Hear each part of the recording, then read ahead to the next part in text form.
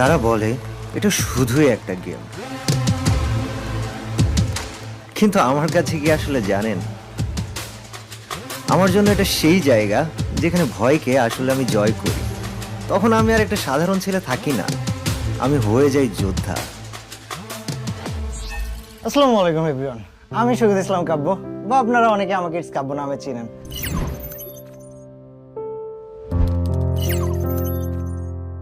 কুষ্টিয়াতে থেকে জাস্ট আমার ছোট্ট ঘরে বসে গেম খেলে আজ পুরো বিশ্বের মাঝখানে পৌঁছে গেলাম, সেটা নিয়ে আপনাদের সাথে গল্পটা শেয়ার করব।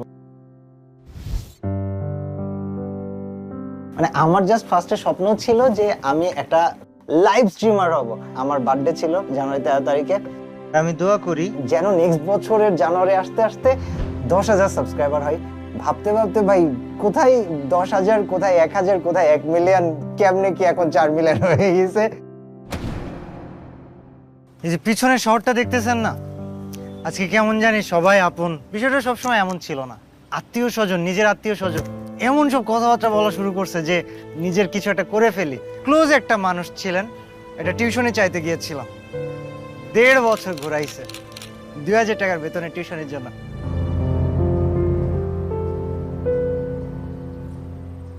মোবাইল কিনে সে মোবাইলে দেখি মাঝে মাঝে গেম খেলে। ইন্টারের রেজাল্টটা তার জিপিএ প্লাস হয় না।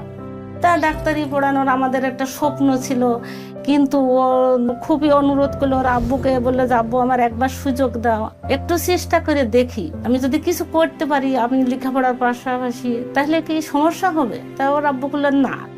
ওই সময় বাংলাদেশ থেকে অনেক ইউটিউবার বের হয়, ইন্ডিয়া থেকে অনেক ইউটিউবার বের হয়, এবং আমি যখন আসি ফ্রি ফায়ারে তখন অলরেডি অনেক মানুষ এস্টাবলিশড হয়ে গিয়েছে। বাট এই যে কেন আমার সাথে এগুলো হচ্ছে, কিভাবে ফিক্স হবে, এইসব ভাবতে ভাবতে আমার নিজের মধ্যে একটা মোটিভেশন কাজ করে যে না, দেরি হইলেও আমি এখনো পারবো। আমাদের কাছে মনে হয় যে অনেকটা লাকি, আমরা একটা ফ্রেন্ডকে উঠতে দেখছি।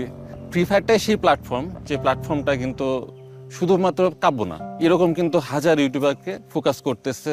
আর হাতে গোনা 2-1 জন ছিল যারা অরিজিনালি আমাকে বিশ্বাস করেছিল, আমাকে সাহস দিয়েছিল, এবং আমি তাদের কাছে চিরকৃতজ্ঞ।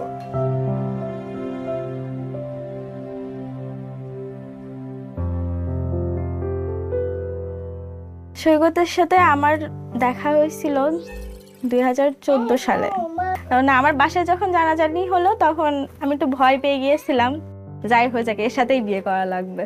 এর মাঝখান থেকে আমার বাবা মা আমার কষ্টের জন্য অনেকবার বলছে যে চলে আসো, আমি কারোর কথা শুনি নাই।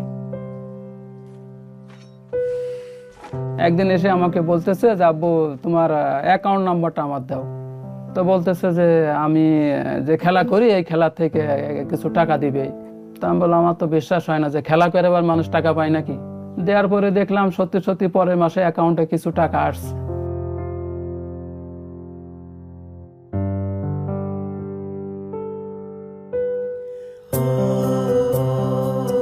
আমাকে চেনা না এখন, কিন্তু এখন দেখাচ্ছে আমি কাব্যর বাবা বললে আমাকে সবাই চেনে।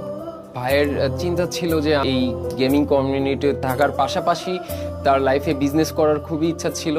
এই কাব্য মোবাইল শপ সে আমাকে তৈরি করে দিয়েছে। আর আমার কোনো বড় ভাই নাই, আমি পার্সোনালি তারে বড় ভাই হিসাবেই দেখি।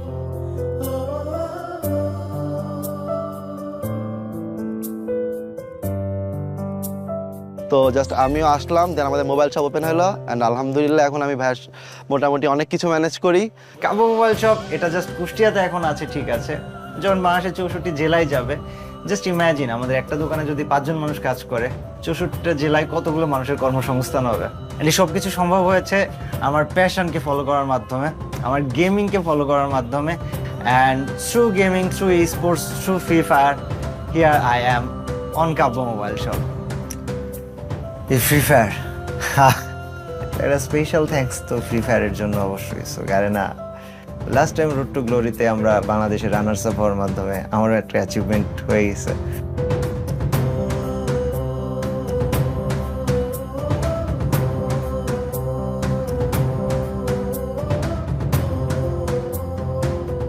আব্বা আমার ভালোবাসা সবসময় আব্বা আমার ভালোবাসার মতো, এটার সাথে বউয়ের ভালোবাসার তুলনা হবে না। এই মানুষগুলোর মধ্যে আমার আব্বা হচ্ছে আমার একমাত্র হিরো।